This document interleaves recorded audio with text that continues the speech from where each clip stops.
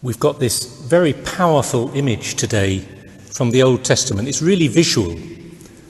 King Saul and David are enemies. David sneaks into the camp of King Saul while everyone's asleep at night with Abishai, his nephew and commander. And in this moment, just picture it, David is standing over the sleeping Saul with Saul's spear in his hand, ready to kill him, finally. But something holds him back. Abishai, his commander, can't understand why he doesn't strike. And David said, "The Lord forbid that I should raise my hand against the Lord's anointed." There's a respect for the king, for the anointed one, even his enemy.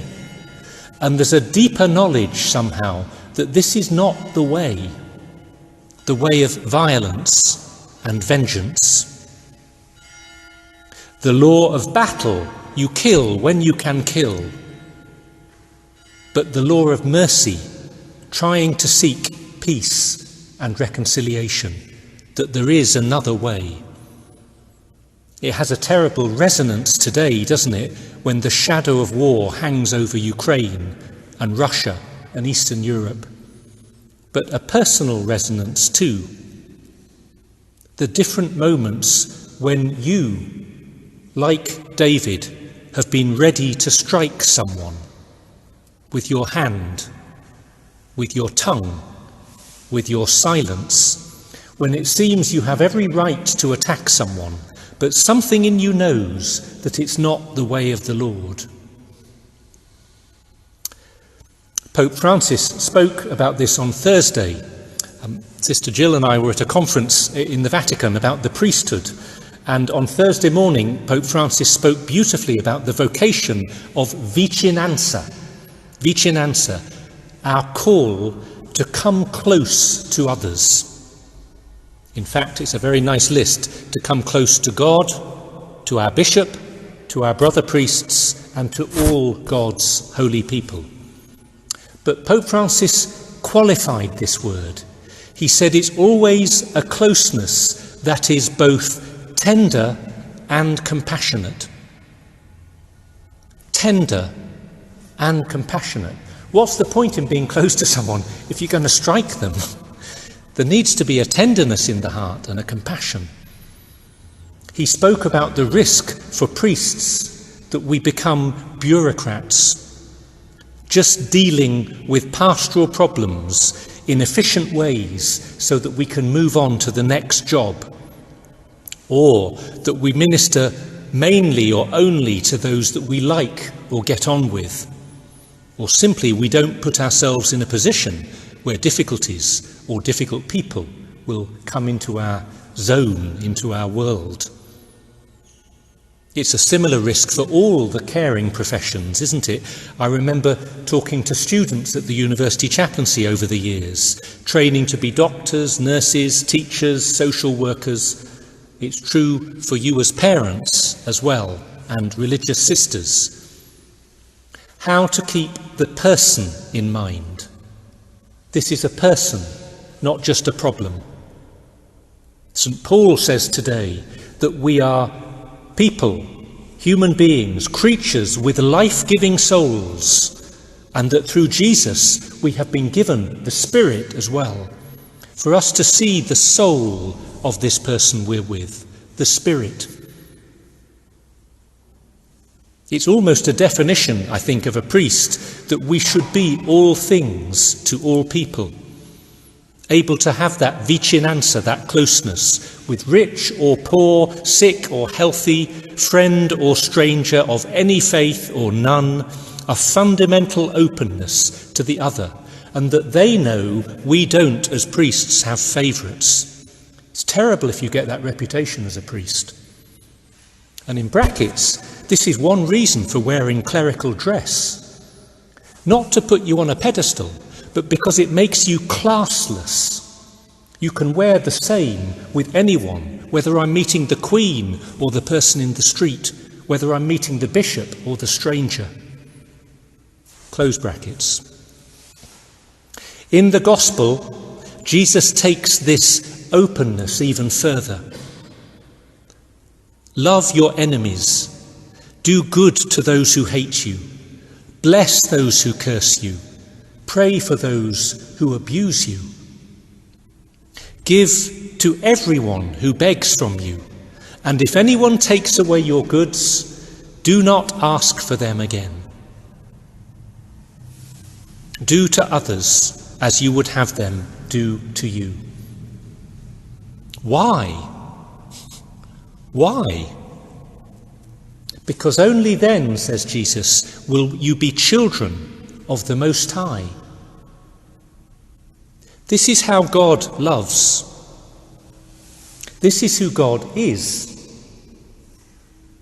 If God just loved his favourites, I'm not sure where we would be, each of us. God is the one who gives without counting, whose rain falls on the just and the unjust, who gives to all, not just to those who deserve, who loves even when he isn't loved back, when there seems to be no sense in the giving. Notice that this is not just Jesus giving us another moral commandment. You must do this. He's asking us to change our way of thinking, our way of being. Put it another way, this teaching is not just morality, it's theology. Most of our human relationships are based on give and take, exchange. To use the psychological, the sociological jargon, our relationships are transactional. We give something, we expect something bad. Now, this is a good system. It's good. Family life and society depends on it. Parents give, and they hope they'll receive something later on from their children, and even in the littleness of children. Friends give and take. In fact, you're not a true friend if it's not mutual. That's Aristotle's definition of friendship. Friendship. It's all good. The give and take, the exchange. But it has limits. And it doesn't know what to do when it comes face to face with sin. With personal sin. With the shadow of original sin that hangs over humanity since the Garden of Eden. When this beautiful give and take has been broken by sin, mistrust and selfishness, what do you do then? Do you keep giving and taking? Do you give up? This is why Jesus gives us a new way. To give when there's no reward. Not to ask for our property back. To give to those who cannot thank us, who cannot return to us. Again, ask the question, why? How to make sense of this? Yes, that's because that's how God loves. That's one answer.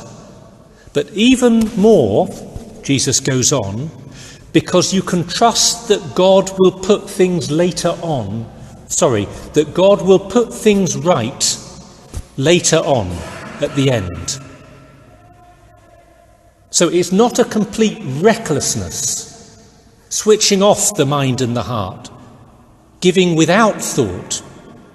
It's a generosity that goes beyond what we can see in this moment, trusting that God is trustworthy, that he has his reasons, and that he will put things right in the end.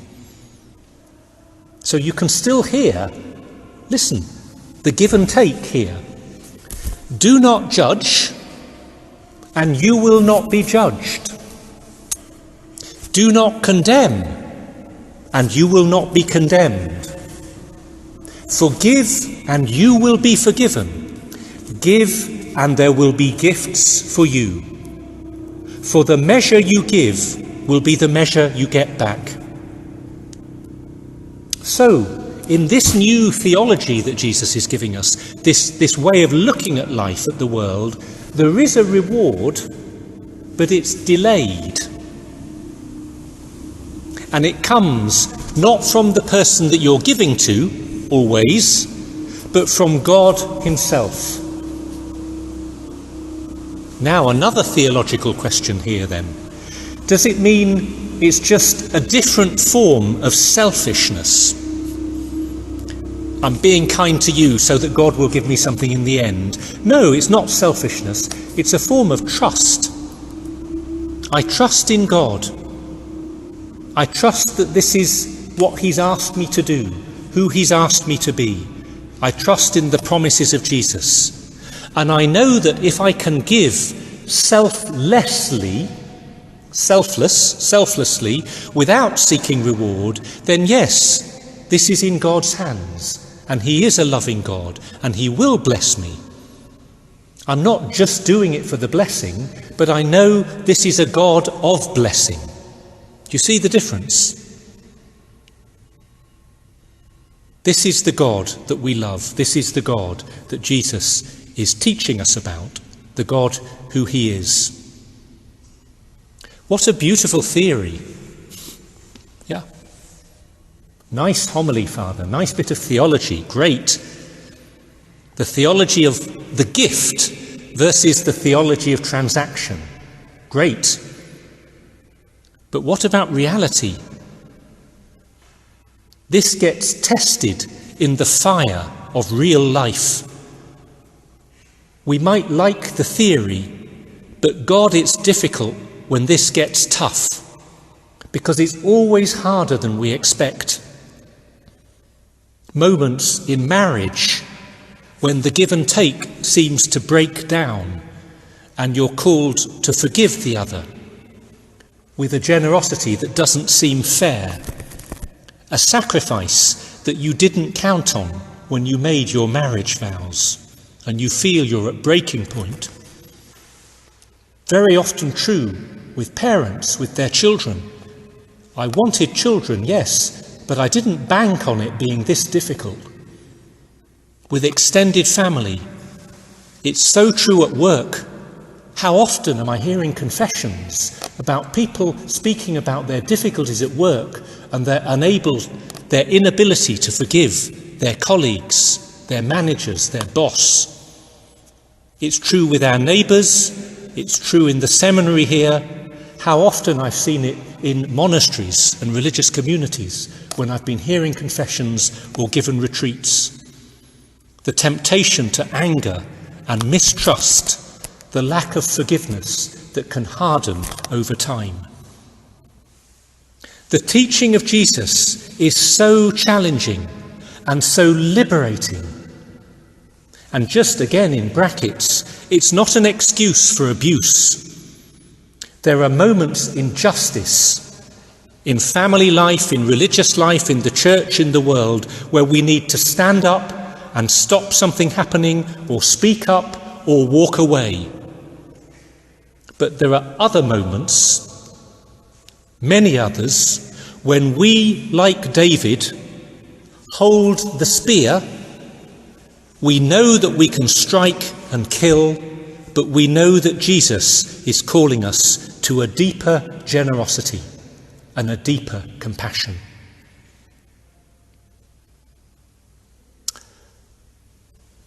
I remember hearing a talk by the Mizzen family, the Mizzen parents, Barry and Margaret, mum and dad, whose son Jimmy was murdered when he was 16 by another teenager who had been teasing and bullying him, and then it got horribly out of control.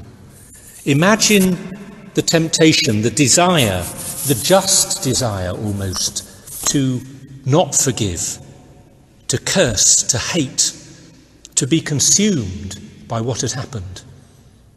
This is what Margaret, the mother, wrote about what happened on that day and the day after. She says, "When I found out, the rest of the day is a blur.